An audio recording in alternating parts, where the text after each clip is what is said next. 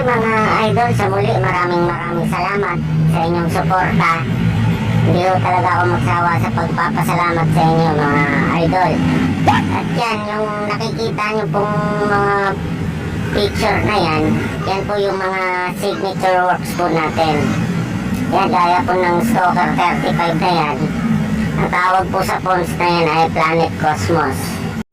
At yan naman pong isang yan, halos lahat po dyan, reflectorized sticker po ginamit natin mga idol, ano. At ito naman po, yan, gaya niyan, tribal logo na yan. Magkakaroon din ho tayo mga idol ng video tungkol sa paggawa niyan at pag-layout.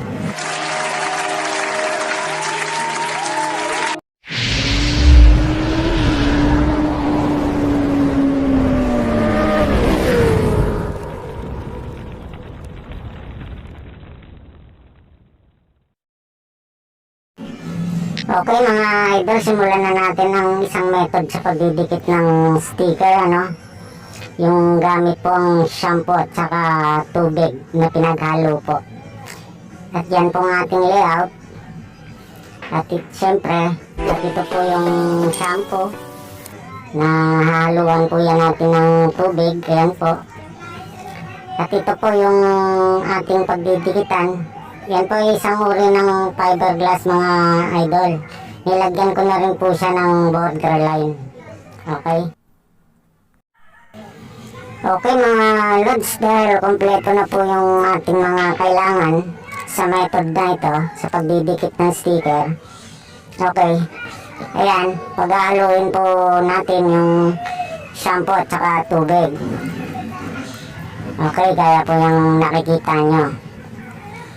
At konting kutaw lang. Okay, para mag-mix po siya. Mga idol, kahit anong lagayan ang gusto nyong paglagyan, nasa inyo yan. Nasa tabo ba? O ano mang gusto nyo. Okay? Yes, here we go mga lods. Yan po ang ating layout. Kung mapapansin nyo po, wala pong spacing, ano. Kasi pag ang gagamitin ng nating method yan, gaya po nga na yung shampoo, sa pag-layout po mga idol, kahit di na po natin lagyan ng spacing kasi yan, tulad ho yung nakikita nyo, kakalasin din ho naman natin yan isa-isa. Tsaka ilalatag sa pagdidikitan natin. Okay. Kahit saan ho, sa mga flarings ng motor, sa salamin ng tricycle o sa mga four wheels ba, o kung saan nyo gusto ilagay. Okay, ayan. Tapos ipoporma natin. Yan, tulad ng ginagawa kong yan. Pag sa tingin nyo ay formado na o kaya nasa gitna na, at pag di pa rin kayo satisfied, naisip nyo na ilipat dyan. Okay, sa bandang taas. Yan, tulad ng ginagawa ko. At naisip nyo naman, ano kaya kung dito banda? Ayan. Okay. Okay, ayan. Kumbaga mga lods, pag shampoo ang ginamit natin, anytime po natin pwedeng galawin ang sticker habang hindi pa siya nakadikit.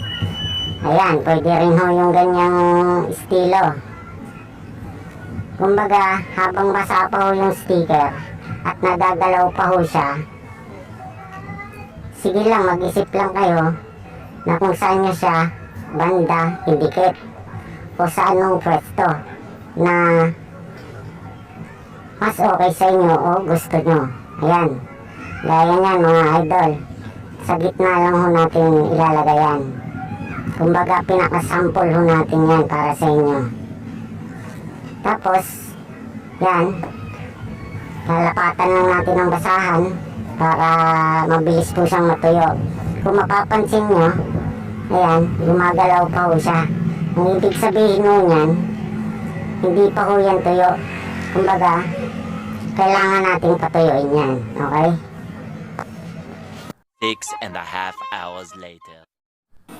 Okay mga idol, after 3 to 5 minutes na pagbilad ko sa araw ng ating project na yun, ano? Ayan, ayan na po siya. Tuyong-tuyo na po. Okay? Kung mapapansin nyo, hindi na ho gumagalaw or nakafix na po siya dahil natuyo na ho siya. Ayan mga idol. Kung nakikita nyo. Ganyan ang method na yan. Okay mga idol, kunting paalala lang ano. Ito po yung uri ng mga sticker na hindi po natin pwedeng gamitan ng shampoo at tubig na pandikit. Yan, gaya po niyan, yung nakikita nyo yan, kung mapapansin nyo, may plastic ko siya. O baga, yan ang mga uri ng sticker na ready to dikit na po pag binili ho natin. Ayan po yung mga gawang computer na uri ng sticker, mga idols, kumbaga tawag natin dyan mga decal sticker ho yan. Okay? I am the